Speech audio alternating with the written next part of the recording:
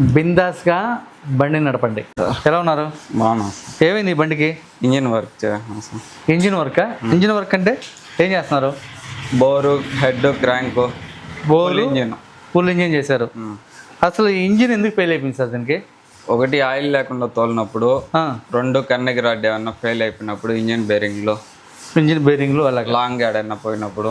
Okay, అది ఇంకోటి oil వల్ల కూడా ఉంటుందా? ఆయిల్ వల్ల కానీ ఉంటుంది.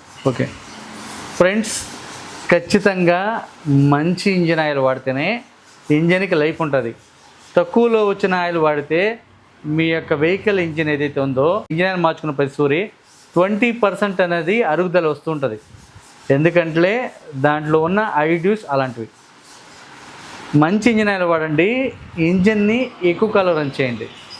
అలా కాదు ఒక 10 రూపాయలు 100 రూపాయలు తగ్గుతుందని చెప్పి ఆశపడి మీరు ఖచ్చితంగా తక్కువ రకం ఇంజిన్ ఆయిల్ వాడితే ఈరోజు దీనికి ఎంత ఖర్చు అయింది సార్? 13,000 దాకా. 13,000 అయింది.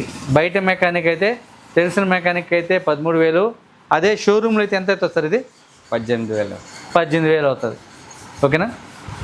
ఖచ్చితంగా రైట్ ఇంజిన్ ఆయిల్ చూసుకోండి, మంచి ఇంజిన్ ఆయిల్ వాడండి, బిందాస్గా బండి నడపండి.